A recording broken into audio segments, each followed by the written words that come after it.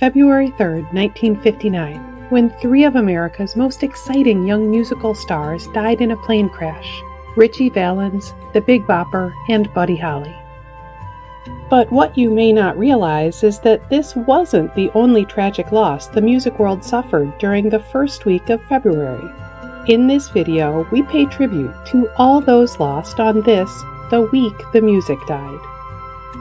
I'm Linnea Crowther with Legacy.com, the website where you can find any obituary or publish one for someone you care about.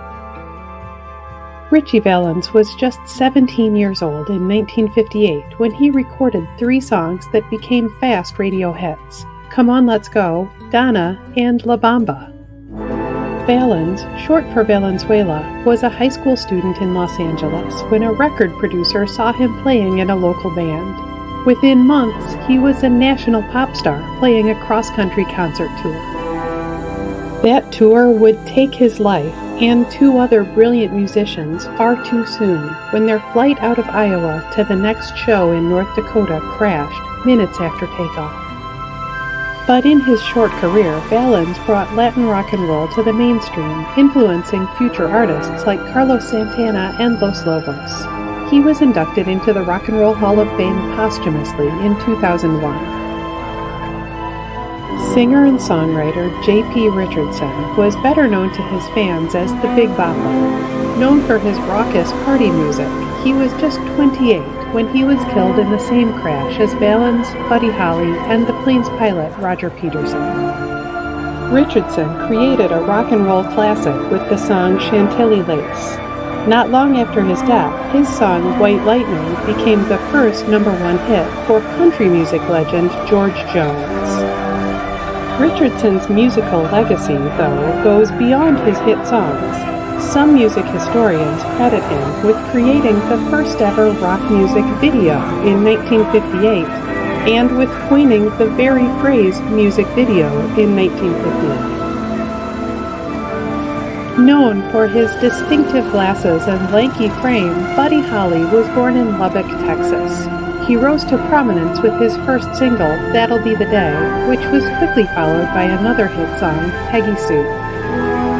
Holly's percussive guitar playing, stuttering vocals, and aggressive guitar solos set the stage for rock and roll's evolution in the 1960s. The Beatles, Bob Dylan, Mick Jagger, and Elton John all cite him as a major influence. During his brief career, he recorded so much music that his record label was still releasing unheard music 10 years after his death. In 1986, Holly would become one of the first inductees into the Rock and Roll Hall of Fame. The tragic plane crash of February 3, 1959, was not the only loss for the music world that took place this week in history. Karen Carpenter, singer, drummer, and one half of the brother-sister duo The Carpenters, died 40 years ago, February 4, 1983, after a long struggle with an eating disorder. Inspired by Ringo Starr and Joe Morello, Carpenter learned to play the drums in high school and quickly became a prodigy. But it was her voice and its 3-octave range that convinced A&M Records she would be a star. The Carpenters' debut album was released in 1969. A string of top 10 singles followed, including Close to You, Superstar, and Rainy Days and Mondays. The duo went on to become one of the most successful acts in history, selling over 100 million records. Carpenter's struggles with anorexia brought wider attention to the debilitating eating disorder, while her singing was an influence on future stars like Sheryl Crow, Shania Twain, and Madonna. Sid Vicious, bass player for the pioneering punk band The Sex Pistols, died of a drug overdose 44 years ago this week, February 2, 1979. Born John Ritchie in 1957, Vicious was a fixture of the local music scene in London's King's Road.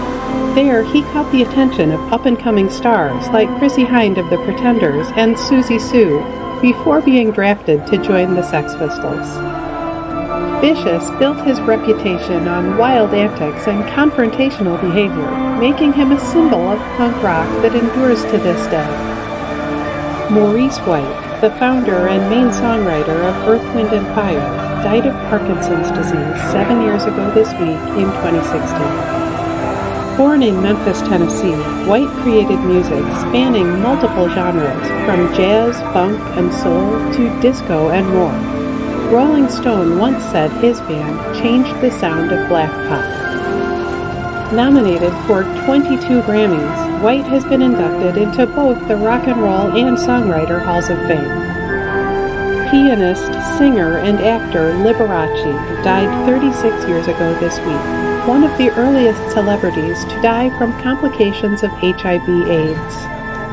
Known for his flamboyant stage performances and virtuoso playing, Liberace was hailed as one of the greatest showmen of his day.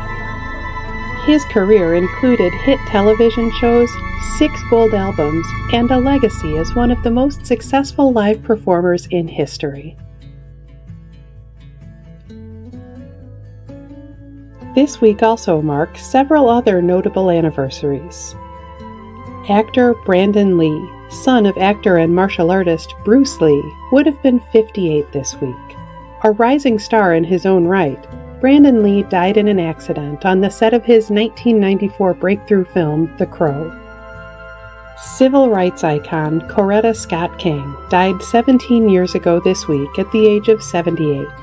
Along with her husband, Martin Luther King Jr., she was among the most notable figures in civil rights until her death in 2006 of ovarian cancer. Actress Farrah Fawcett would have been 76 this week. She is remembered for her roles in shows like Charlie's Angels and The $6 Million Man, which made her one of the biggest stars of her time. She died of anal cancer in 2009. A. Milne, creator of the beloved children's character Winnie the Pooh, died 67 years ago this week at the age of 74. A poet and playwright, Milne wrote the story of Pooh and his friends for his son, Christopher Robin Milne, after whom the character of Christopher Robin was named. Don Everly, one half of the legendary pop duo the Everly Brothers, was born this week in 1937.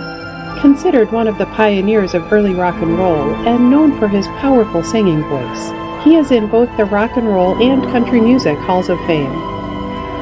Academy Award-winning actor Philip Seymour Hoffman died this week in 2014 at the age of 46 following a drug overdose. Considered one of the greatest actors of his generation, he is remembered for his roles in films such as Scent of a Woman, The Big Lebowski, and Almost Famous. Actress Suzanne Pleshette would have been 86 this week. In addition to prominent roles in 1962's Rome Adventure and in Alfred Hitchcock's The Birds, she is remembered for playing Emily Hartley on The Bob Newhart Show from 1972 until 1978. Poet and activist Langston Hughes was born 121 years ago this week. Known as the leader of the Harlem Renaissance, he helped reinvent modern poetry before his death in 1967. Hall of Fame actress, singer, and comedian Carol Channing would have been 102 this week. She starred on Broadway in shows such as Hello Dolly and Gentlemen Prefer Blondes. On screen, she won the Golden Globe Award for her role in 1967's Thoroughly Modern Millie. She died in 2019, just days before her 98th birthday. Comedian and director Terry Jones, best known as a member of the Monty Python comedy troupe, would have been 81 this week. Jones is remembered as one of the creators of Monty Python's Flying Circus, as well as the director of cult classics Monty Python and the Holy Grail, Life of Brian, and The Meaning of Life. Actor, singer, and dancer Gene Kelly died 27 years ago this week at the age of 83. Kelly is remembered for his effortless combination of singing, dancing, and acting in films like Singin' in the Rain, Anchors Away, and An American in Paris. Pioneering filmmaker George Romero would have been 83 this week. Romero shocked viewers in 1968 with his debut film Night of the Living Dead. He would go on to create the modern zombie genre with sequels like Dawn of the Dead and was a key influence on modern hits like The Walking Dead. He died in 2017 after a battle with lung